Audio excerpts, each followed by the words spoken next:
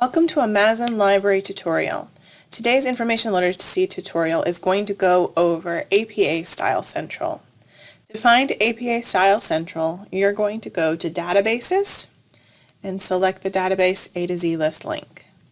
On here, currently it is under New Databases, but eventually it's going to fall underneath APA Style Central here in the A's.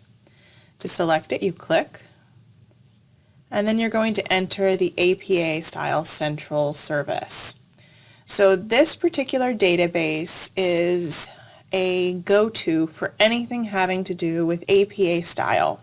So if you want to watch tutorials, if you need to learn about how to format your document, if you want to write your document, everything that you can do for writing or researching an APA document can be done here in this particular database.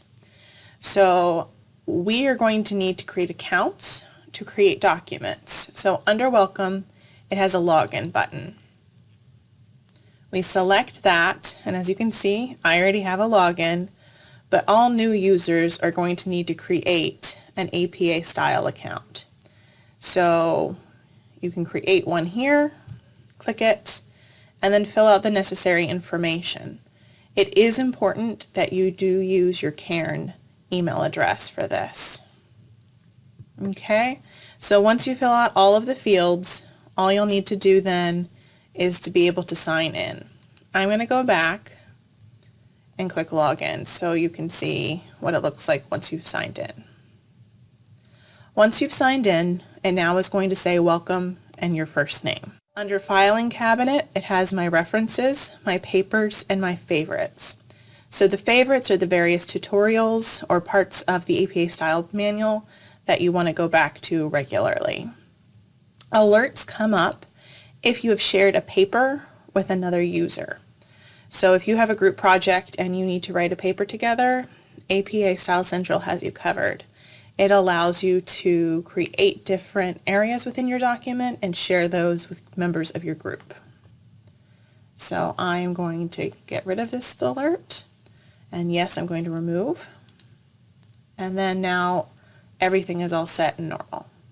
So the first thing most students want to do when they come in here is go to the writing section.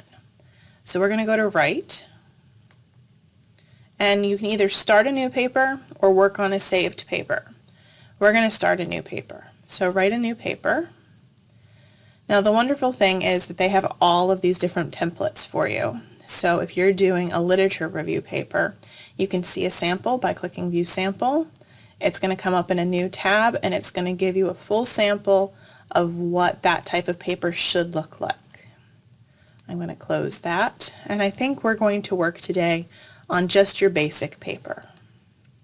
So it's going to ask if you have a student assignment or a professional manuscript.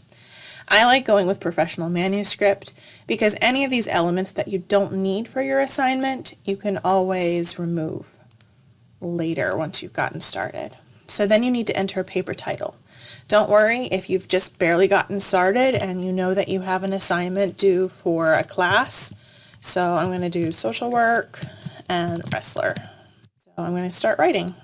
This is going to take us to our main page. Always it's going to ask if you want help, and it's going to show you that this little box that's right over here actually will show you all of the help videos. We're going to cancel for now, and I'm going to walk you through the different elements of this screen. So the first one is the title page. So like I said, it doesn't matter if you don't have a full title for your paper yet, because over here on title page, it's going to let you change the title whenever you need to. It also is going to give you a place to put your running head.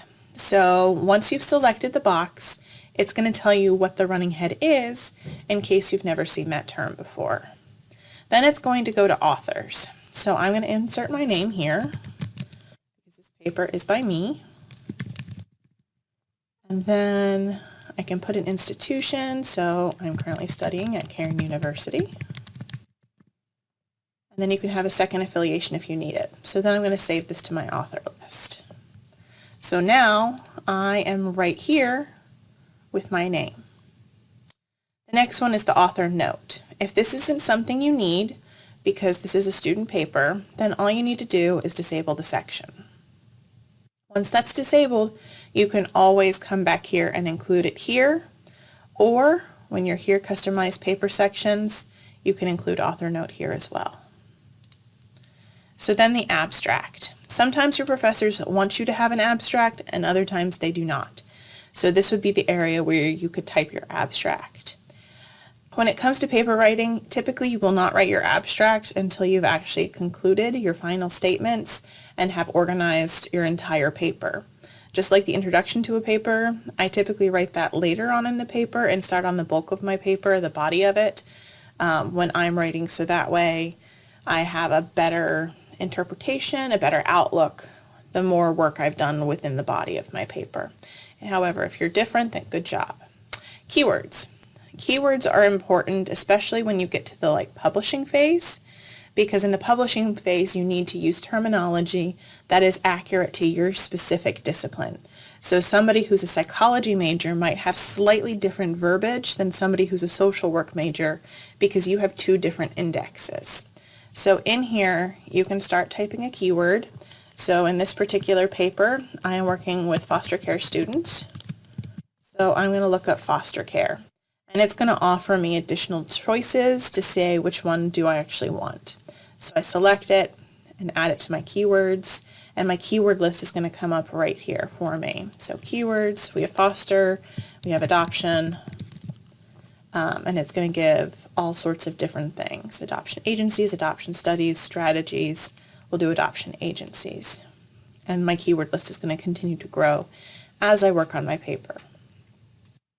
Then there's the body, and this is where we really enjoy this product. So this particular database allows you to write right here within the database. Everything is cloud oriented and it has an autosave every few minutes. So in a while you will see a little green thing that says paper has been saved, changes have been saved. The other thing you can do is create your sections. So within APA you're allowed to have different sections, so you can have your introduction, you can have your analysis, you can have your methodology, and you can put all of those sections right here. I'm just going to get started writing my paper at the moment.